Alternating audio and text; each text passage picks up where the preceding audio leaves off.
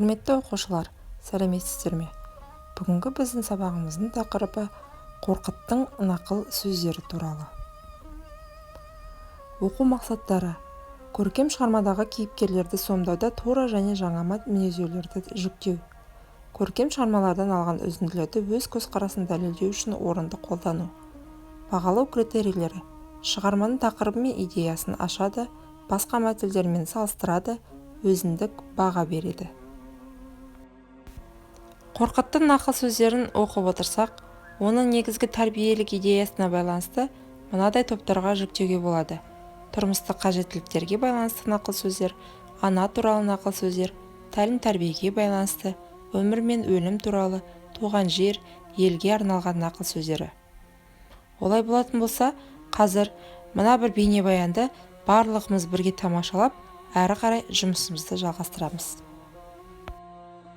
Қазақ ойшылы есі түркіге ортақтана. Кітаптың кіріспесінде Баят руынан Қорқыт ата дейтін білікті, сәуегей адам болыпты. Тәңірі зердесіне салған соң, оның барлық болжамдары қатесіз болған. Оғыз тайпаларында Қорқыт ата ең қиын деген мәселелерді шешкен деп жазылған.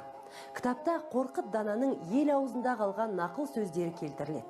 Бір таңғаларлығы, осы нақыл сөздер түгелімен қазақ мақал мәтелдерінде бүгінге дейін айтылады.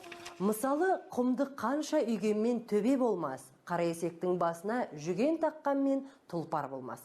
Бұл нақыл сөздер қазақта күл жиылып тас болмас, күң жиылып бас болмас деп айтылады. Қорқыттағы тозған мақта боз болмас, ежелгі жау ел болмас деген мақал бүгінде сол күйінде айтылады. 18 ғасырда өмір сүрген Махамбет бір өлеңінде Қорқыт атаның ізімен ежелгі жау ел болмас, етектен кесіп жең болмас дегені мәлім. Қорқытта ананың көңілі балада, баланың көңілі далада. Сондай-ақ ұл атадан көрмейінше үгіт алмас, қыз анадан көрмейінше үлгі алмас деп айтылса, бүгінде бұл мақал ата көрген оқ жонар, шеше көрген том пішер, немесе ұяда не көрсе ұшқанда соны алады деп айтылады. Қорқыт туралы бейнебаянды мұқият тыңдап болсақ, онда оқу тапсырмамызға көшейік. Бірінші тапсырма: өзіне ұнаған 5 нақыл сөзге пікір жаз. Екінші тапсырма: Қорқыттың нақыл сөздерімен қазіргі таңдағы мақал мәтелдердің ұқсастығын жаз. Келесі тапсырма: мына берілген 3 Қорқыттың нақыл сөздерінен негізгі тәрбиелік мәнін ашуға дайындалыңдар, яғни ауызша айтуға. Бірінші, ол ат тұяқты келеді, ақыл тілді келеді. Бұл қандай мағынада айтылған? Екінші, ат шалдықпай жол бітпес, қанжар тимей жау қайтпас.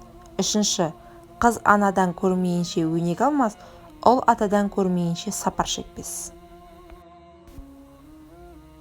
Жаңағы оқу мақсатында берілген екінші тапсырмасы бойынша салыстыру негізінде мына Вен диаграммасын негізге алуға болады.